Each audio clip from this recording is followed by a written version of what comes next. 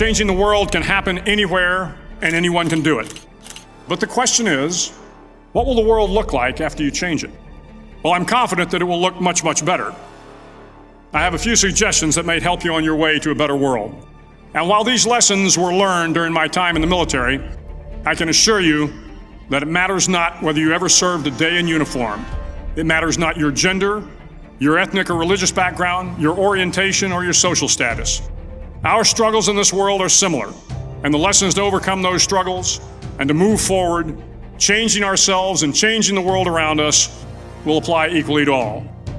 Basic SEAL training is 6 months of long, torturous runs in the soft sand, midnight swims in the cold water off San Diego, obstacle courses, unending calisthenics, days without sleep, and always being cold, wet, and miserable. It is 6 months of being constantly harassed by professionally trained warriors who seek to find the weak of mind and body and eliminate them from ever becoming a Navy SEAL.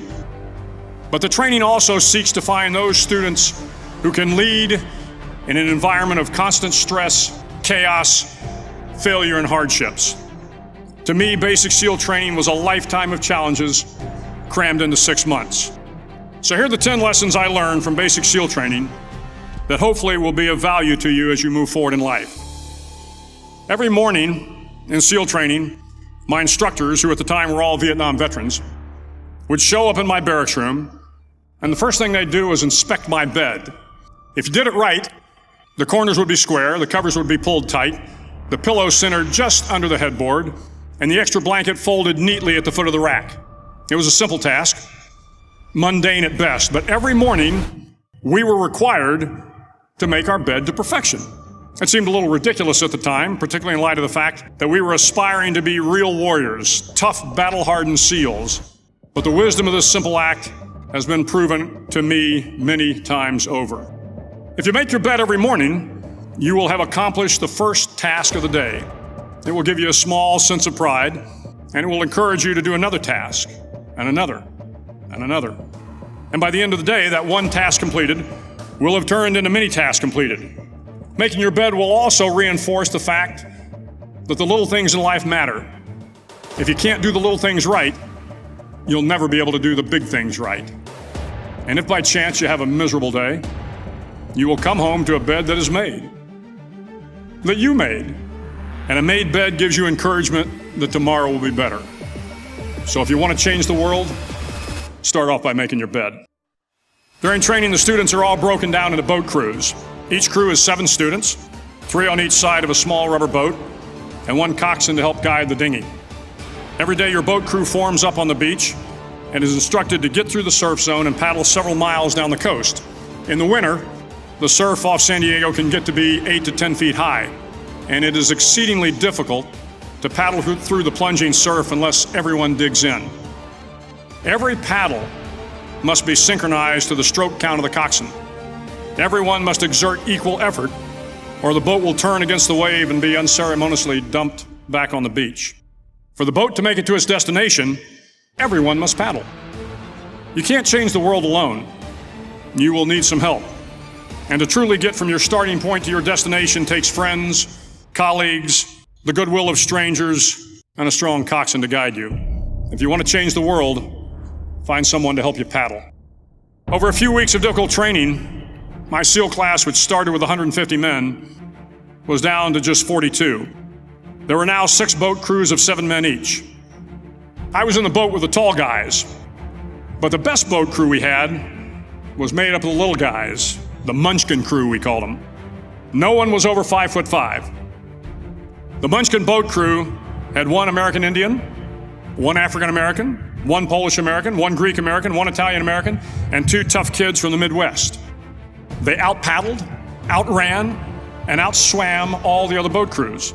The big men in the other boat crews would always make good-natured fun of the tiny little flippers the Munchkins put on their tiny little feet prior to every swim. But somehow these little guys, from every corner of the nation and the world, always had the last laugh, swimming faster than everyone and reaching the shore long before the rest of us. SEAL training was a great equalizer. Nothing mattered but your will to succeed, not your color, not your ethnic background, not your education, not your social status. If you want to change the world, measure a person by the size of their heart, not by the size of their flippers. Several times a week, the instructors would line up the class and do a uniform inspection. It was exceptionally thorough. Your hat had to be perfectly starched, your uniform immaculately pressed, your belt buckle shiny and void of any smudges. But it seemed that no matter how much effort you put into starching your hat, or pressing your uniform, or polishing your belt buckle, it just wasn't good enough. The instructors would find something wrong. For failing the uniform inspection, the student had to run, fully clothed, into the surf zone. Then, wet from head to toe, roll around on the beach until every part of your body was covered with sand. The effect was known as a sugar cookie. You stayed in the uniform the rest of the day, cold, wet, and sandy. There were many a student who just couldn't accept the fact that all their efforts were in vain, that no matter how hard they tried to get the uniform right, it went unappreciated. Those students didn't make it through training. Those students didn't understand the purpose of the drill. You were never going to succeed. You were never going to have a perfect uniform. The instructors weren't going to allow it. Sometimes, no matter how well you prepare or how well you perform, you still end up as a sugar cookie. It's just the way life is sometimes. If you want to change the world, get over being a sugar cookie and keep moving forward. Every day during training, you were challenged with multiple physical events: long runs, long swims, obstacle courses, hours of calisthenics, something designed to test your mettle. Every event had standards, times you had to meet. If you failed to meet those times, those standards, your name was posted on a list, and at the end of the day, those on the list were invited to a circus. A circus was 2 hours of additional calisthenics, designed to wear you down, to break your spirit, to force you to quit. No one wanted a circus. A circus meant that for that day, you didn't measure up. A circus meant more fatigue, and more fatigue meant that the following day would be more difficult, and more circuses were likely. But at some time during SEAL training, everyone made the circus list. But an interesting thing happened to those who were constantly on the list. Over time, those students who did 2 hours of extra calisthenics got stronger and stronger. The pain of the circuses built inner strength and physical resiliency. Life is filled with circuses. You will fail. You will likely fail often. It will be painful. It will be discouraging. At times, it will test you to your very core. But if you want to change the world, don't be afraid of the circuses. At least twice a week, the trainees were required to run the obstacle course. The obstacle course contained 25 obstacles, including a 10-foot wall, a 30-foot cargo net, a barbed wire crawl, to name a few. But the most challenging obstacle was the slide for life. It had a 3-level, 30-foot tower at one end and a 1-level tower at the other. In between was a 200-foot-long rope. You had to climb the 3-tiered tower, and once at the top, you grabbed the rope, swung underneath the rope, and pulled yourself hand over hand until you got to the other end. The record for the obstacle course had stood for years when my class began in 1977. The record seemed unbeatable, until one day a student decided to go down the slide for life head first. Instead of swinging his body underneath the rope and inching his way down, he bravely mounted the top of the rope and thrust himself forward. It was a dangerous move, seemingly foolish and fraught with risk. Failure could mean injury and being dropped from the course. Without hesitation, the student slid down the rope perilously fast. Instead of several minutes, it only took him half that time. And by the end of the course, he had broken the record. If you want to change the world, sometimes you have to slide down the obstacles head first. During the land warfare phase of training, the students are flown out to San Clemente Island, which lies off the coast of San Diego. The waters off San Clemente are a breeding ground for the great white sharks. To pass SEAL training, there are a series of long swims that must be completed. One is the night swim. Before the swim, the instructors joyfully brief the students on all the species of sharks that inhabit the waters off San Clemente. They assure you, however, that no student has ever been eaten by a shark, at least not that they can remember. But you are also taught that if a shark begins to circle your position, stand your ground. do not swim away. Do not act afraid.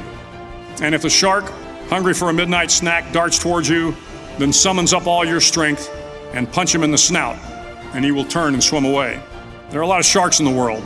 If you hope to complete the swim, you will have to deal with them. So if you want to change the world, don't back down from the sharks. As Navy SEALs, one of our jobs is to conduct underwater attacks against enemy shipping. We practice this technique extensively during training. The ship attack mission is where a pair of SEAL divers is dropped off outside an enemy harbor and then swims well over 2 miles underwater, using nothing but a depth gauge and a compass to get to the target. During the entire swim, even well below the surface, there is some light that comes through. It is comforting to know that there is open water above you. But as you approach the ship, which is tied to a pier, the light begins to fade. The steel structure of the ship blocks the moonlight. It blocks the surrounding street lamps. It blocks all ambient light. To be successful in your mission, you have to swim under the ship and find the keel, the center line, and the deepest part of the ship. This is your objective. But the keel is also the darkest part of the ship, where you cannot see your hand in front of your face, where the noise from the ship's machinery is deafening, and where it gets to be easily disoriented, and you can fail. Every SEAL knows that under the keel, at that darkest moment of the mission, is a time when you need to be calm, when you must be calm, when you must be composed, when all your tactical skills, your physical power, and your inner strength must be brought to bear. If you want to change the world, you must be your very best in the darkest moments. The 9th week of training is referred to as Hell Week. It is 6 days of no sleep, constant physical and mental harassment, and one special day at the Mud Flats. The Mud Flats are an area between San Diego and Tijuana where the water runs off and creates the Tijuana Sloughs, a swampy patch of terrain where the mud will engulf you. It is on Wednesday of Hell Week that you paddle down to the Mud Flats and spend the next 15 hours trying to survive this freezing cold, the howling wind, and the incessant pressure to quit from the instructors. As the sun began to set that Wednesday evening, my training class, having committed some egregious infraction of the rules, was ordered into the mud. The mud consumed each man till there was nothing visible but our heads. The instructors told us we could leave the mud if only 5 men would quit. Only 5 men, just 5 men, and we could get out of the oppressive cold. Looking around the mud flat, it was apparent that some students were about to give up. It was still over 8 hours till the sun came up. 8 more hours of bone-chilling cold. The chattering teeth and the shivering moans of the trainees were so loud, it was hard to hear anything. And then one voice began to echo through the night. One voice raised in song. The song was terribly out of tune, but sung with great enthusiasm. One voice became 2, and 2 became 3, and before long, everyone in the class was singing. The instructors threatened us with more time in the mud if we kept up the singing, but the singing persisted, and somehow the mud seemed a little warmer, and the wind a little tamer, and the dawn not so far away. If I have learned anything in my time traveling the world, it is the power of hope, the power of one person, a Washington, a Lincoln, King, Mandela, and even a young girl from Pakistan, Malala. One person can change the world by giving people hope. So if you want to change the world, start singing when you're up to your neck in mud. Finally, in SEAL training, there's a bell, a brass bell that hangs in the center of the compound for all the students to see. All you have to do to quit is ring the bell. Ring the bell, and you no longer have to wake up at 5 o'clock. Ring the bell, and you no longer have to be in the freezing cold swims. Ring the bell, and you no longer have to do the runs, the obstacle course, the PT, and you no longer have to endure the hardships of training. All you have to do is ring the bell to get out. If you want to change the world, don't ever, ever ring the bell. Start each day with a task completed. Find someone to help you through life. Respect everyone. Know that life is not fair and that you will fail often. But if you take some risks, step up when the times are the toughest, face down the bullies, lift up the downtrodden, and never ever give up. If you do these things, the next generation and the generations that follow will live in a world far better than the one we have today. And what started here will indeed have changed the world for the better. Thank you very much.